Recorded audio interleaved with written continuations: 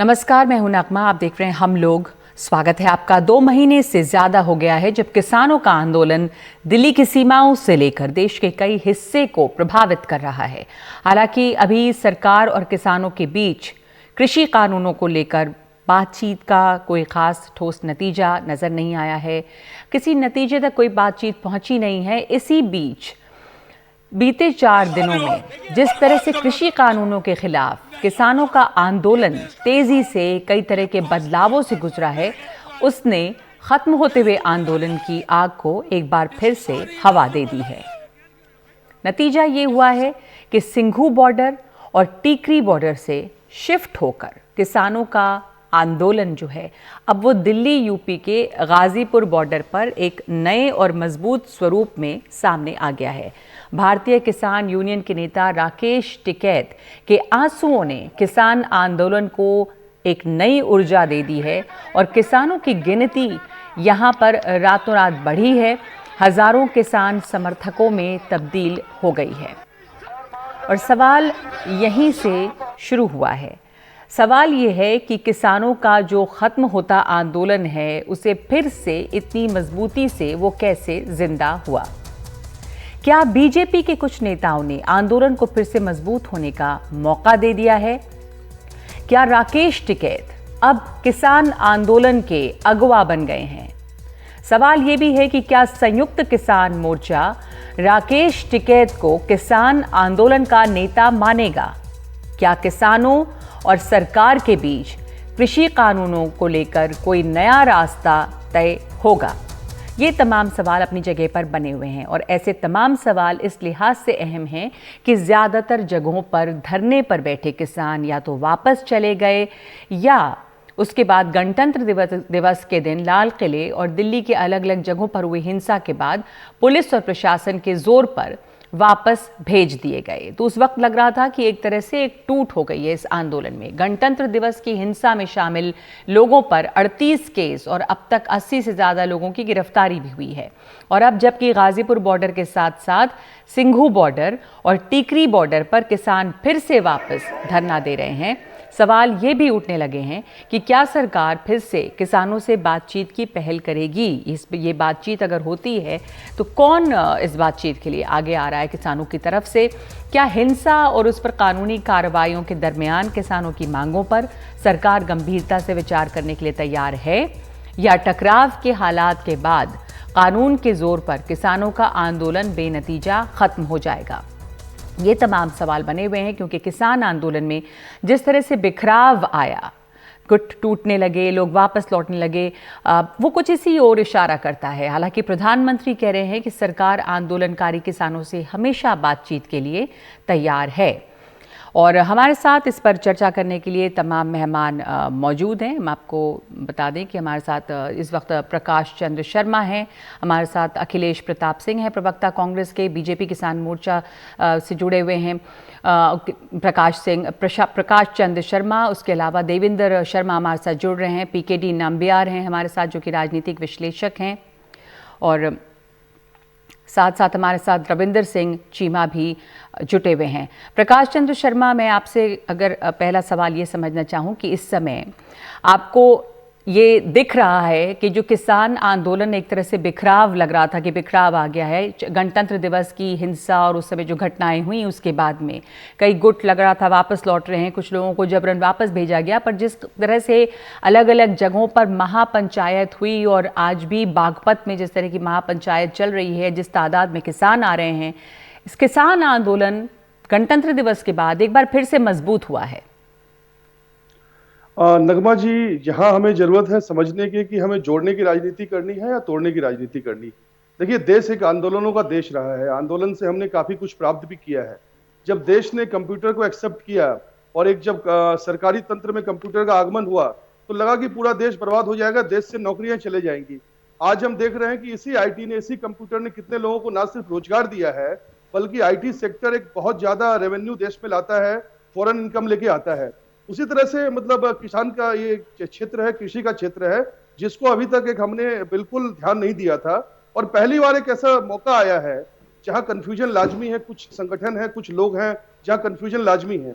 जहां तक बात है 26 जनवरी और उसके बाद के घटनाक्रम की, आप अगर देखें 26 जनवरी को क्या हुआ, ये ना तो सिर्फ भावनात्मक गलत था, तथ्यात्मक गलत था, बल्कि ये कानूनन भी बहुत गलत रहा है। और 26 जनवरी को जो सो कॉल्ड किसान संगठन थे, 36 मांगे इन्होंने पुलिस से की थी, उसके बाद उसमें से एक भी फॉलोअप नहीं हुआ। पर और प्रकाश चंद्र जी, मैं आपकी बात समझ रही हूँ, मान रही हूँ कि जो रिफॉर्म्स हैं उसको ज़रूरत है, उससे बदलाव आएगा, और हर रिफॉर्म के समय या किसी बड़े बदलाव के समय विरोध भी होते हैं। ये भी कि जो 26 जनवरी को हुआ वो गलत है, इस तरह की हिंसा नहीं होनी चाहिए थी। मेरा सवाल ये है कि अब ये आंदोलन एक बार फिर से आपको लग रहा है कि ये जुड़ रहे हैं लोग, इसमें संख्या बढ़ रही है और मजबूती से आंदोलन खड़ा हुआ है, जो महापंचायत हो रही है जगह जगह पे, अब वो वेस्टर्न उत्तर प्रदेश, पश्चिमी उत्तर प्रदेश में भी जिस तरह का जमावड़ा है, मैं ये पूछ रही हूं कि क्या इसको और बल मिला है अब? नगमा जी, 3 पॉइंट्स हैं। पहला पॉइंट, जहां तक कानून के विरोध में आंदोलन हो रहा है, हम जितने नेता बैठे हैं, जितने लोग बैठे हैं, हमें यह तय करने की आवश्यकता है कि अभी तक कृषि क्षेत्र बिल्कुल सही था। कृषि क्षेत्र अगर सही था और कानून गलत है तो हम बोले कि बिल्कुल एज इट इज व्यवस्था को हमें लागू रहने देना है, उसमें कोई दिक्कत नहीं है। दूसरा, ये जो कानून आए, कानून सरकार ने एक अल्टरनेटिव व्यवस्था दी है, सोच समझ के दी है, उसके पीछे पूरा ड्यू डिलिजेंस है। अब जो तीसरी बात है, आंदोलन की कुछ कंफ्यूजन है। सरकार ने एक तयशुदा समय दिया है जहां हम सबको आवश्यकता है बैठ के इसको समझने की, समझाने की, और कुछ गलत है तो हम उसको खत्म कर दें। तो लेकिन क्या जो बातचीत से किस नहीं, बनेगी मैं बात। मानती हूं कि कृषि क्षेत्र में सब कुछ ठीक नहीं था, और मैं ये भी, बहुत सारे विशेषज्ञ ये भी मानते हैं कि इन कानूनों से भी ऐसा नहीं है कि कृषि क्षेत्र में सब कुछ है वो ठीक हो जाएगा, क्योंकि ये ज्यादातर मार्केटिंग के ऊपर केंद्रित हैं। जो मूलभूत सुधार चाहिए कृषि क्षेत्र में वो अभी भी नहीं है। किस तरह छोटे किसान इससे फायदा मिल सकता है, हमारे साथ देवेंद्र शर्मा जी भी हैं। तो सुधार की जरूरत है, ये हम जानते हैं, इस पर बहुत बार चर्चा हुई है, ये भी चर्चा होती है। खेमा ये मानता है कि इससे सब समस्याओं का हल हो जाएगा, लेकिन किन समस्याओं का हल इससे नहीं होता और क्या समस्याएं इससे और बढ़ती हैं जो इतना ज्यादा विरोध इसका हो रहा है? कुछ इलाकों में खास करके काफी ज्यादा विरोध है, अब वो फैलता भी नजर आ रहा है। देवेंद्र शर्मा जी। ये आपने बिल्कुल ठीक कहा नगमा जी कि ये जो आंदोलन है ये अब फैलता नजर आ रहा है, और पिछले 4-5 दिन की घटनाओं के बाद जो एक रिसर्जेंस हुआ है, जो दोबारा जान उसमें आंदोलन में पड़ी है, वो मुझे लगता है कि हमें उसका संज्ञान लेना चाहिए। और ये जानना जरूरी है कि किसान जो है इतने क्रोधित क्यों है, किसान इतने गुस्से में क्यों है कि उनको लगता है कि सभी कुछ दांव पे लगाना पड़ेगा हमें इन कानूनों को वापस लेने के लिए। इसमें कोई दो राय नहीं है कि बहुत से पहले हमने प्रयास देखे हैं, जब भी कुछ बदलाव आता है तो उसमें विरोध होता है, ये हमने सुना है। लेकिन आज देखिए बड़ी विचित्र सिचुएशन है कि सारी दुनिया में जो इकोनॉमिक डिजाइन है इकोनॉमिक ग्रोथ का, उसी का विरोध हो रहा है। जो बहुत जाने माने इकोनॉमिस्ट हैं वो ही उसका विरोध कर रहे हैं और दुनिया में उस पर चिंतन हो रहा है। तो I think it is time to think कि जब दुनिया में बदलाव आ रहा है तो हमारे देश में हम ये ना माने कि हम पिछले जो फ्लॉड पॉलिसीज हैं या जो फेल्ड पॉलिसीज हैं अमेरिका और यूरोप की, उनको हम अडॉप्ट करें। लेकिन अभी इसके ऊपर देवेंद्र शर्मा जी, ये जो कृषि सुधार होने चाहिए या क्या इसमें गड़बड़ है, क्या इसमें और बदलाव होना चाहिए, इसको छोड़ के आपको लगता है कि अब जाहिर है कि राजनीति तो होगी ही होगी, अगर किसी तरह के होते हैं तो ये अब राजनीति में कुछ इतनी ज्यादा ये समस्या घुल मिल गई है कि सब कुछ बहुत ज्यादा उलझ गया है जैसे हो रहा है? मतलब जो मूल मुद्दे हैं वो कहीं और छूटे हैं और राजनीति ही इसके ऊपर ज्यादा दिख रही है। यही बात इंपॉर्टेंट है कि राजनीति ने टेक ओवर किया और हमें ये लगता है कि जैसे यही हमारा एक जो है जो अच्छा एग्रीकल्चर को अगर बनना है या एग्रीकल्चर ठीक होना है तो यही एक रास्ता है। पर ये हम भी जाने कि जब ये कंपनियों को जब हम मार्केट खोलते हैं, जैसा कि हमने यूरोप और अमेरिका में देखा है, जहां से हमने इन लॉज को बोरो किया है, वहां पर जो किसान हैं उनकी बहुत दुर्दशा है, अमेरिका में भी और यूरोप में भी। ये क्यों नहीं हमें बताया जाता कि वहां पर क्या कारण है कि 6-7 दशकों से किसानों के ऊपर आज इतना क्राइसिस है कि अमेरिका में सुसाइड रेट बढ़ गया है और अमेरिका में $425 बिलियन का कर्जा खड़ा है किसानों के सिर के ऊपर। अगर ये रिफॉर्म्स इतने अच्छे थे तो मुझे समझ नहीं आता कि इतना जबरदस्त कर्जा। पर ये भी सवाल पूछना इस पे जरूरी है कि हमारे यहाँ वो किसान, महाराष्ट्र में जिलों में हमने ये देखा, बहुत सारी जगहों पर जो आत्महत्या करते हैं किसान, मजबूर होते हैं करने पर, जिस तरह की गरीबी जैसी उनकी समस्याएं हैं, क्या उन किसानों की समस्या इससे बढ़ती है, घटती है, क्या फर्क पड़ता है? मैं इस समय जो आंदोलन है और जो राजनीति है उस पर लौटूं, क्या इसमें अच्छाई बुराई है वो एक और बात है और उस पर चर्चा हमने कई बार की है और करते रहेंगे। पर अभी जिस तरह का आंदोलन में एक बिखराव दिखा, गुट जो है कुछ कुछ छोड़ कर गए, लेकिन उसके बाद राकेश टिकैत की वो तस्वीरें आई जिसमें वो जार कतार रो रहे थे और उसके बाद लगा कि एक दफ़ा फिर से एक एकजुटता और आंदोलन को बहुत बल मिला। तो ये क्या लगता है कि राकेश टिकैत का जो एक भावुक होना था, क्या वो एक वजह बन गई, या क्या वजह थी जो दोबारा इस तरह का इसकी जान आ गई इस आंदोलन में? आपको क्या लगता है? रविंदर सिंह चीमा, आप आड़तिया संघ के नेता हैं, और ये भी सवाल उठता है कि क्या राकेश टिकैत अब इस आंदोलन के नए नेता बनकर, नेता वो थे पर क्या वो एक चेहरा बनकर उभरे हैं? उन्होंने क्या एक एकजुटता लाई है इस आंदोलन में? देखिए नगमा जी, जहां तक किसान संघर्ष की बात है, जिन मुद्दों पे किसान संघर्ष चल रहा है, जैसे शर्मा जी ने भी कहा है, और जिन हालात को लेकर आप आज ये सभी प्रचलन चल रहा है, अगर टिकैत साहब जो किसानों के नेता बन गए नहीं, वो किसानों के नेता पहले से हैं। जी बिल्कुल, मैं ये बात मान रही हूँ। मैंने आपसे ये पूछा कि क्या, लेकिन वो एक चेहरा, क्या वो एक वजह रहे जिसकी वजह से जो बिखराव दिख रहा था वो वापस आंदोलन जो है उसमें एक तेजी या एकजुटता दिखाई दे रही है?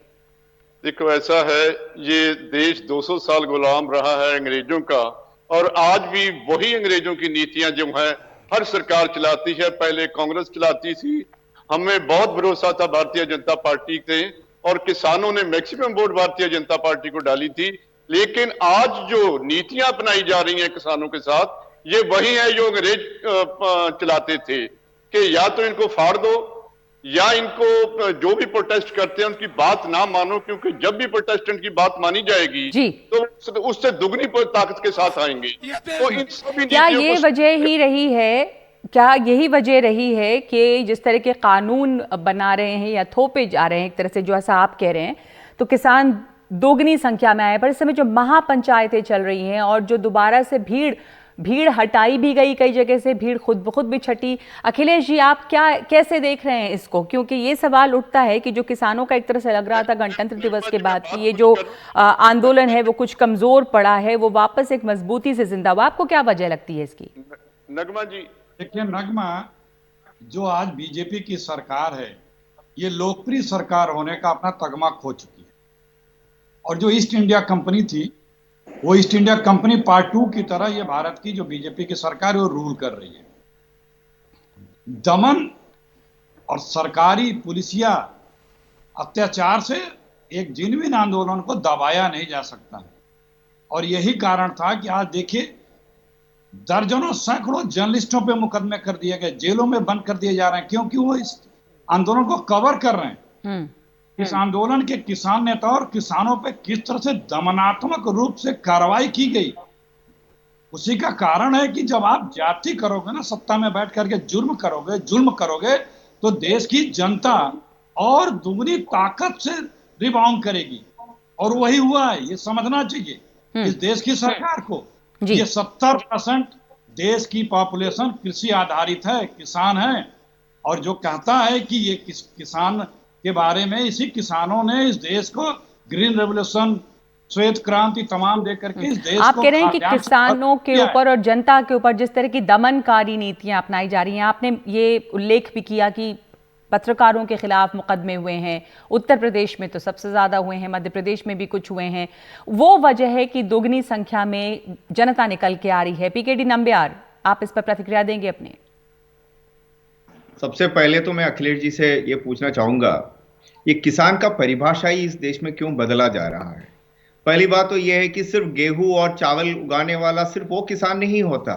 सिर्फ पंजाब में और या हरियाणा में जो बैठा हुआ या सिंघू बॉर्डर पे या गाजीपुर बॉर्डर पे बैठा हुआ, वो सिर्फ किसान नहीं है। भारत एक बहुत बड़ा देश है। केरल से लेके कश्मीर तक इतनी बड़े 130 करोड़ जनता में 70% अगर आप कह रही हो किसान हैं, वो तो 70% किसानों में से कितनी लोग ये इस प्रोटेस्ट कर रहे हैं? आप खुद बताओ। ये गाजीपुर में ये सब जगह पे मिलाकर, जब जैसे आपके हिसाब से आंकड़ा के ऊपर 10 लाख, 15 लाख, 20 लाख, 50 लाख, इतनी लोग ये प्रोटेस्ट कर रहे हैं। मुझे लगता है कि ये जो सिर्फ ये सिद्ध छोड़ना चाहिए। ये तो इसको मैं प्रोटेस्ट नहीं कहूंगा। अब इसको ये मैं कहूंगा कि कुछ लोगों का, कुछ किसान नेताओं जो अपने आप को कहला जाता है कि ये किसान नेता है, उनका सिद्ध है। मैं वो ये सिद्ध ऐसे सिद्ध है कि ये बोतल के अंदर मैं हाथी को डालूंगा, ये तो मैं डालकर ही जाऊंगा। जब आप बताओ ये पिछले पर नंबियार जी, आप इसको कुछ, ठीक है पूरे देश को देखें तो शायद कुछ हैं, लेकिन बहुत बड़ी संख्या में फिर भी लोग यहाँ पर जुटे। मैं ये कह रही हूँ कि उसमें बिखराव भी देखा गया, लेकिन गणतंत्र दिवस की घटनाओं के बाद जिसकी सबने निंदा की और जो तस्वीर लाल किले पर नजर आई, उन सब के बाद एक बिखराव था। लेकिन दोबारा एक बड़ी संख्या में जो महापंचायतें हुई अलग अलग जगह, उसमें आपने भी तस्वीरें देखी होंगी कि एक, मान लीजिए आप इसी से तुलना कीजिए कि कुछ दिनों, एक हफ्ते पहले क्या था और उसके बाद अभी जो है ये जो महापंचायत चल रही है, अभी भी जो महापंचायत बागपत के बड़ौत में महापंचायत में भारी भीड़ जुटी है, उसको कैसे समझा जाए? कुछ किसान हैं, कुछ प्रोटेस्ट कर रहे हैं, क्यों वो लोग वापस जुट के आए? आपके हिसाब से क्या इसका आपका आकलन है? नगमा जी, बहुत अच्छा सवाल पूछा आपने। मैं आपसे सिर्फ ये पूछ रहा हूं कि कुछ इतनी बड़ी देश के अंदर कुछ जगह पे कुछ लोगों ने अगर इकट्ठा हुआ है, पंचायत, महापंचायत बुलाए, पंचायत बुलाए, वो उसकी वजह से आप ये कहोगे कि ये पूरी देश का जो किसान है वो सड़क पे है, वो प्रोटेस्ट कर रहे हैं? ये किस तरह से का अनुमान है? ये पहली बात तो ये है। दूसरा, मैं ये सिर्फ आपसे एक सवाल पूछ रहा हूं, मैं, आप तो बहुत वरिष्ठ पत्रकार हैं, आपसे एक सवाल पूछ रहा हूं, क्या ये देश के अंदर जो प्याज उगाने वाला, सब्जी उगाने वाला या टमाटर उगाने वाला वो किसान नहीं है? उनका कोई अधिकार नहीं है? कुछ लोग जो संगठित किसान है, जो पंजाब का है, हरियाणा का है, जो जैसे आप कह रहे हैं वेस्टर्न यूपी का है, उन लोगों का कुछ बल है और किसी भी तरह का हो, तो वो लोग तो आप कह रहे हैं कि जो बलवान किसान हैं, एटीट्यूड से कितना दिन चला सकते हैं? देश ऐसे चल सकते हैं क्या? तो आप क्या कह रहे हैं कि सरकार इंतजार कर रही है कि कितने दिन तक ये आंदोलन को चला सकते हैं? हम देखेंगे, या फिर सरकार बातचीत, क्योंकि प्रधानमंत्री ने कहा है कि बातचीत के लिए तैयार है सरकार और दोबारा बात होगी, तो ये है कि कैसे बात होगी, क्या बात? जी, एक सुन लीजिए। हाँ। मैं सिर्फ ये कह रहा हूं कि जब 65 दिन से अगर ये प्रोटेस्ट चल रहा है, 11 राउंड का ऑलरेडी बातचीत शुरू हो चुका है। ये सिलसिला कहां से शुरू हुआ था? पहले बोले कि ये किसान आंदोलन शुरू होने का कारण क्या था? एमएसपी नहीं है। जी, सरकार ने बोला वोट करने के लिए रेडी है। हाँ। एक छोटी सी प्रतिक्रिया ले लें अखिलेश जी और रविंदर सिंह चीमा, उसका हम ब्रेक लेंगे। रविंदर सिंह चीमा, आप इस पर कुछ अपनी प्रतिक्रिया देना चाह रहे हैं? नगमा जी, एक सेकंड नंबियार जी, एक सेकंड। रविंदर सिंह चीमा। मैं नगमा जी ये पूछना चाहता हूं नबियार जी से कि टमाटर पैदा करने वालों के लिए, प्याज पैदा करने वालों के लिए या दूसरी फसलें, कपास पैदा करने, दालें पैदा करने के लिए इस कानून ने क्या दिया है? आप अभी भी किसानों को फाड़ रहे हैं। बिल्कुल। तो केवल पंजाब के किसान, हरियाणा के किसान या पश्चिमी यूपी के या पूर्वी राजस्थान के किसान ही है यहाँ पे। ये कहते हैं कि मुट्ठी भर किसान है, थोड़े हैं, गिनती करोड़ों में है। तो मैं पूछता हूं कि इसके हक में जो किसान हैं, कहीं 500 तो दिखाओ। आप बार बार खरीद कर लाते रहे आदमियों को और 14 आदमी से ज्यादा आपके पास इसके हक में नहीं आए। ठीक है। अभी लाखों किसान अकेले पंजाब से रजिस्टर लगा है हमारा। अकेले पंजाब में किसान परिवारों की जो गिनती है उसका 60% किसान यहाँ पे। ठीक है, आपके इसी सवाल के साथ एक ब्रेक लूंगी अखिलेश जी, इस ब्रेक के बाद आपके पास लौट कर आऊंगी। रविंदर सिंह चीमा ने सवाल उठाया है कि अगर आप कहते हैं कि ये चंद किसान हैं, तो जो समर्थन में है वो कितने किसान हैं, वो आप दिखाएं। और दूसरे की जो टमाटर अगर उगा रहे हैं जो किसान, उनको क्या दिया है? टमाटर और प्याज उगाने वाले किसानों को किस तरह से इन कानूनों से फायदा होगा? अगर गेहूं और धान उगाने वाले किसान अगर सिर्फ विरोध कर रहे हैं तो एक वाजिब सवाल है ये, और ये भी कि इसके समर्थन में कितनी संख्या में लोग हैं। अगर विरोध ये लोग कर रहे हैं तो एक ब्रेक के बाद लौटते हैं।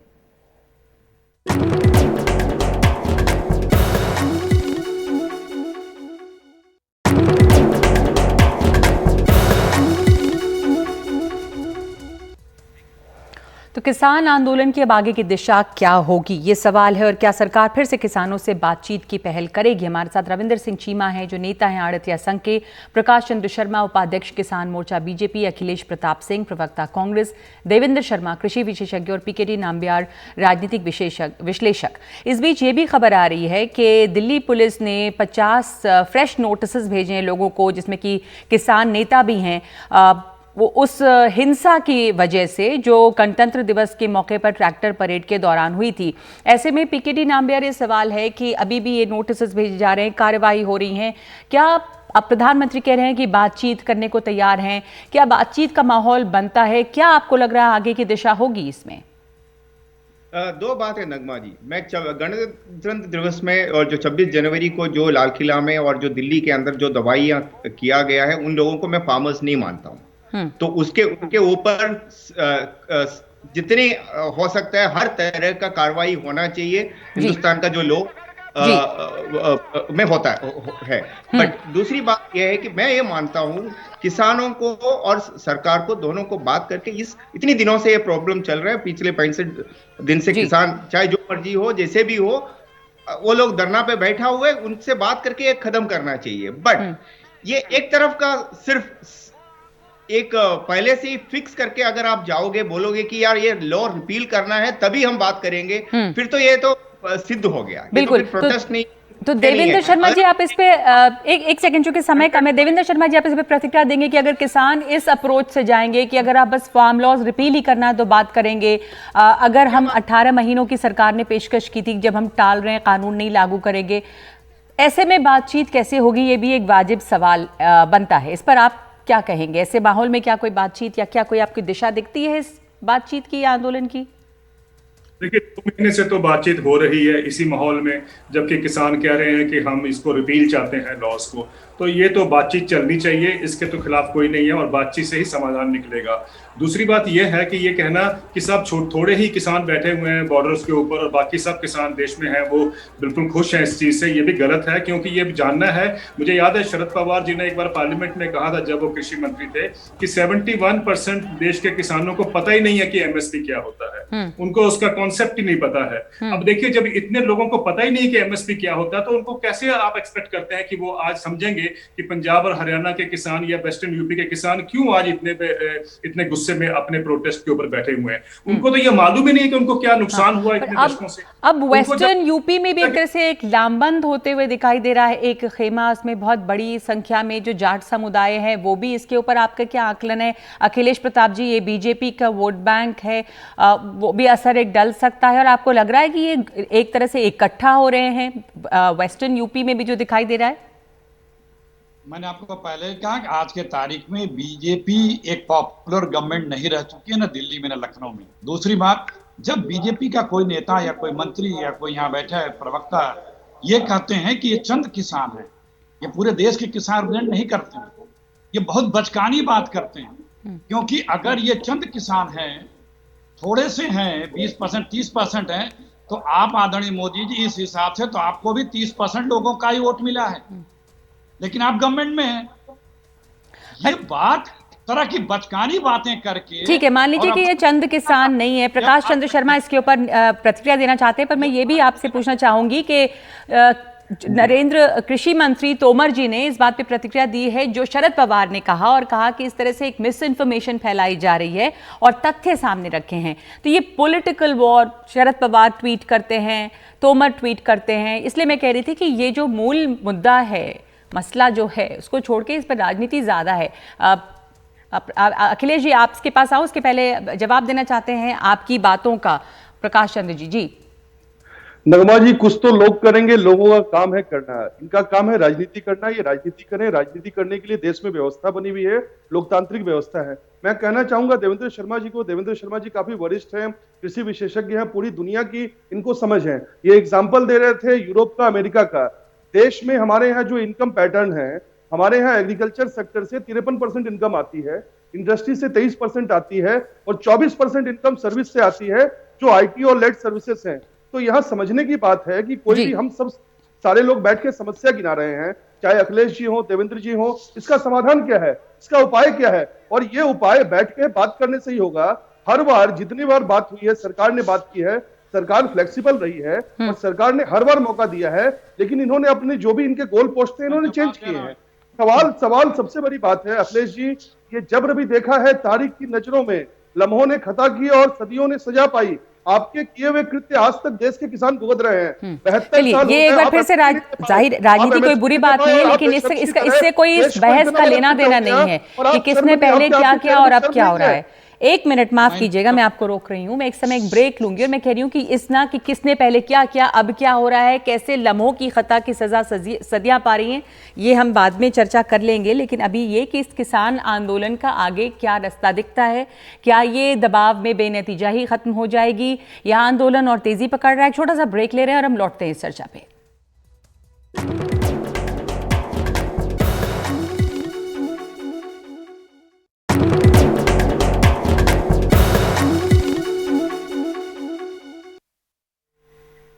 आप देख रहे हैं हम चर्चा कर रहे हैं कि किसान आंदोलन के आगे की दिशा क्या होगी, कि राकेश टिकैत की भावुक क्षण ने एक बार फिर से बल दी है इस किसान आंदोलन को और एकजुटता बढ़ी है इसकी, और ये कि टकराव के हालात के बाद कानून के जोर पर किसानों का आंदोलन क्या बेनतीजा खत्म हो जाएगा। ये हमारा इस प्रोग्राम का आखिरी हिस्सा है और अब तमाम लोगों से मैं अनुरोध करूंगी कि एक संक्षेप में अपनी टिप्पणी दें इसके ऊपर कि आपको क्या लगता है कि अब इस कानून के जोर पर क्या किसानों का आंदोलन बेनतीजा खत्म होता दिखता है या कोई क्या दिशा आगे की रहेगी। मैं आपसे जानना चाहती हूं पहले रविंदर सिंह चीमा।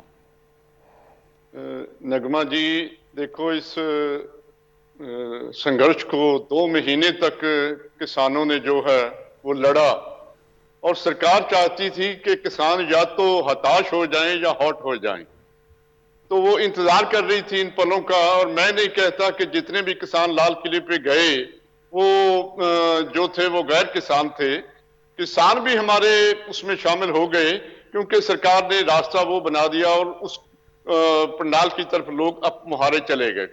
पर मैं ये बात कहती हूं कि गलती हमसे हो गई या करवा दी गई, जैसे भी हुआ, लेकिन आज हमने शिक्षा ले ली है। आज ये जो किसानों का आंदोलन अपनी जगह पे आ गया है, अब ये उतना देर चलेगा जब तक ये कानून वापस नहीं होंगे। और मैं ये बताना चाहता हूं कि कोई सरकार जिद ना करे। आज प्रधानमंत्री जी ने कहा कि हम बात करना चाहते हैं। समय कम है, माफ कीजिएगा, मैं सबको समय देना चाहती हूँ। आखिरी चंद सेकंड्स में अगर आप अपनी टिप्पणी इस पर दे सकें कि आपको क्या लगता है इस पर आगे की क्या दिशा होगी। देवेंद्र शर्मा जी। देखिए, ये जो किसान आंदोलन रिबाउंड हुआ है जो लाल किले के इंसिडेंट के बाद, इसका मतलब साफ है कि जो अंडरकरंट है वो बहुत स्ट्रांग है कि लॉज को रिपीट करना चाहिए। मुझे लगता है कि सबसे बड़ा पेच जो है वो मिनिमम सपोर्ट प्राइस के ऊपर फंसा हुआ है और मिनिमम सपोर्ट प्राइस को कैसे लीगल इंस्ट्रूमेंट बनाया जाए, वो अगर एक सहमति होती है तो बहुत सा इसमें जो आंदोलन का जो रुख है मुझे लगता है कि वो बदल जाएगा। पॉजिटिव उसमें इंडिकेशन बहुत स्ट्रांग है कि मिनिमम सपोर्ट प्राइस को एक कानूनी अधिकार बनाकर सब फसलों के ऊपर, जो 23 फसलें हैं उसके को किया जाए, और वो अगर हम कर देते हैं साथ में उसके लिए हमें जो मंडियों का जो नेटवर्क है उसको एक्सपैंड करना पड़ेगा। ये अगर 2 चीजें हो जाती हैं तो मुझे लगता है कि बहुत से जो किसानों के जो अपने डाउट्स हैं या उनकी शंकाएं हैं उसको एड्रेस करने में मदद मिलेगी। दूसरा कहना और है कि ये एक ऐसा ऐतिहासिक क्षण है सरकार के पास कि ये इसका जो समाधान है, जो मिनिमम सपोर्ट प्राइस को लीगल करना, वो भारत के ही नहीं दुनिया के किसानों के लिए भी ये मॉडल बन जाएगा। क्या ये मुमकिन होगा, आपको क्या लगता है प्रकाश चंद्र शर्मा? नगमा जी, देखिए, सिक्के के 2 पहलू हैं। दूसरा पहलू को समझने की आवश्यकता है। सरकार तैयार है, देश में पंच और पंचायत की व्यवस्था है और कोई भी समाधान बैठ के साथ में टेबल में इसको समाधान कर पाएंगे। जहां तक दूसरा विषय है जो करंट अफेयर्स पे आप बात कर रही हैं, देखिए 26 जनवरी के बाद 3 बातें निकल के आई हैं। एक कि जो कानून मशीनरी अपना काम कर रही है, दूसरा जो लोग उससे बहुत ज्यादा आहत हुए हैं, और तीसरे जो इस इंसिडेंट से सो कॉल्ड किसान नेता शर्मिंदा है या बेशर्म है, उनको अपनी बेशर्मी को छोड़ के देश के महत्व को ऊपर रखने की आवश्यकता है और ये समझने की आवश्यकता है कि देश को हम भविष्य में कहां देख रहे हैं। आज तकनीक के माध्यम से मजबूत हुआ है ये आंदोलन। इसके बाद में गणतंत्र दिवस में जो हुआ था, पीकेडी नंबियार, मजबूत हो गया है ये आंदोलन, आपको दिख रहा है संख्या ज्यादा जुटी है? नगमा जी, ये तो मैं बिल्कुल नहीं मानता हूं कि ये और मजबूत हुआ है, ऐसे मैं बिल्कुल नहीं मानता हूं। बट दो पॉइंट है मेरा। एक तो ये है कि किसानों को अपना, किसान लीडर्स को अपना, किसान का कोई ईगो नहीं होता। पहली बात तो ये है कि किसान का जो नेताएं लोग हैं जो अपने आप को कहते हैं, उन लोगों को अपना ईगो और सिद्ध को छोड़कर सरकार के साथ बात करना चाहिए। जो भी अगर पॉइंट है 1 2 3 4 5 10, सरकार, इवन प्राइम मिनिस्टर खुद कह रहा है कि बात करो, बात करके इसको समाधान करने के लिए रेडी है, उन लोगों को ईगो और तो क्या इस समय ये दिख रहा है, आखिरी चंद सेकंड्स हैं अखिलेश प्रताप सिंह, की किसान जो हैं वो अपना ईगो नहीं छोड़ पा रहे हैं और सरकार बात करने को तैयार है? ईगो बीजेपी की सरकार का है। बीजेपी के नेता, मंत्री, प्रधानमंत्री ये कह रहे हैं कि हम किसानों की हर बात मानने को तैयार हैं, बस उनकी मांग नहीं मानेंगे। किसानों के लिए हम सब कुछ करने को तैयार हैं, बस हम किसानों की मांग नहीं मानेंगे। तो खुद कह रहे हैं कि हम 15 महीने के लिए इस बिल को होल्ड में रखने को तैयार हैं। दूसरी बात, आप रख दीजिए, कैंसिल कर दीजिए, फिर 15 महीने में विचार विमर्श करके एक अच्छा सा बिल लाइए। तीसरी बात, ये जो किसानों की मांगे हैं उसको मान लेने से सरकार का क्या नुकसान है? सरकार के खजाने पे क्या असर पड़ने वाला? कुछ नहीं। एमएसपी आप क्यों नहीं मैंडेटरी कर रहे हो? जब मुख्यमंत्री थे मोदी जी ने, तब उन्होंने मुख्यमंत्रियों के समूह का नेतृत्व करते तो हुए, क्या आप कह रहे हैं कि तो ऐसे में बस एक छोटा सा सवाल, नाम्बियार जी, क्यों नहीं सरकार राज्यों पे छोड़ देती है? जिन राज्यों को करना है वो करें, जिन राज्यों को नहीं करना वो ना करें। नाम्बियार जी, मैं सिर्फ बिल्कुल यही कह रहा हूं, ये जो विषय है, जो बात करके इसको खत्म करो ना। आप ये मत करो कि ये मत कहो कि दैट ये रिपील करना, इधर माई वे और हाईवे, ये वाला एटीट्यूड खत्म करके आप बैठिए, बात कर लीजिए, बात करके ये खत्म कर दो। बट इसकी जगह आप सिर्फ ये कह रहे कि मैं जो बोलूंगा वही होगा, अगर रिपील के अलावा और कोई तरीका इतना नहीं ही है। समय है हमारे पास। धन्यवाद, बहुत बहुत माफी आपसे कि आपकी बात बीच में काट रही हूं, पर यही सवाल है कि क्या सरकार ये भी कर सकती है कि इस राज्यों के हवाले करें और जिन राज्यों को इन कानूनों को मानना है वो माने, जिन्हें नहीं लागू करना है वो ना करें। एक धन्यवाद आप तमाम लोगों का कि आप इस चर्चा में शामिल हुए। हमारे पास इतना वक्त है, एक ब्रेक ले रहे हैं हम इस समय हम लोग में।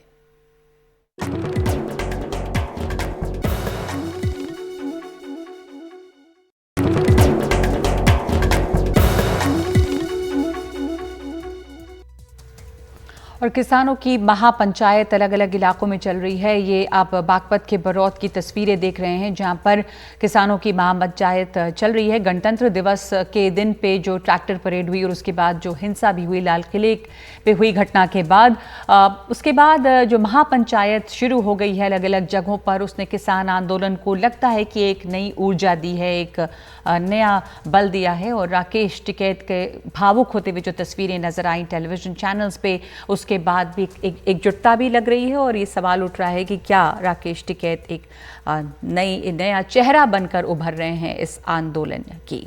तो इस वक्त हम लोग में इतना ही, एक ब्रेक ले रहे हैं और 9 बजे की खबरों के साथ कुछ देर में हाजिर होते हैं।